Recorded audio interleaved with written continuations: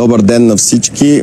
Както сами се убедихте, направихме символичното събаряне на последните сантиметри от каменната стена, която делеше двата пробива. Този тунел, на който се намираме в момента, е с обща дължина близо 2 км и половина, като се копаеше едновременно и от двете страни.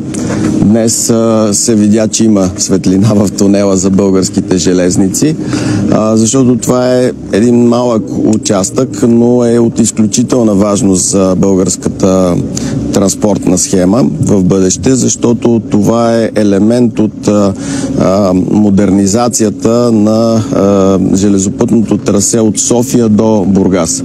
10 такива участъка са в момента в ремонт. Те са както едно затруднение за българските граждани, защото заради всички тези ремонти се налагат намалените скорости по останалите участъци и също така закъсненията на влаковете.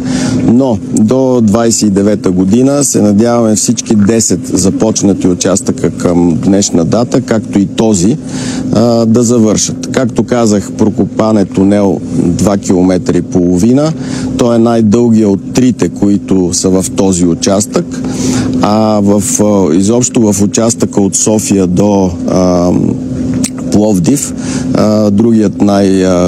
същата фирма копае и най-дългия изобщо тунел в България, който е с обща дължина от 13 км, т.е. две тръби от по 6 км и половина. Имаше огромно закъснение, когато през януари поех тази позиция. На практика цялата 24-та година работата тук е била замразена.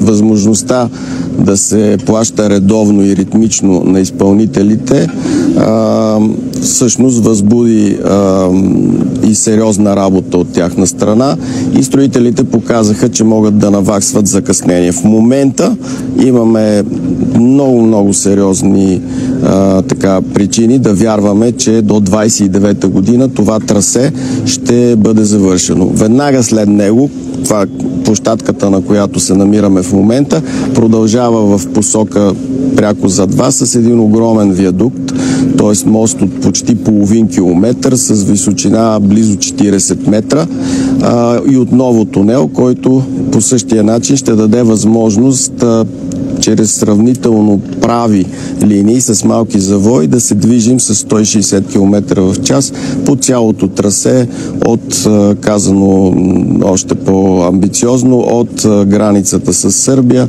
до Бургас. Това е за този участък.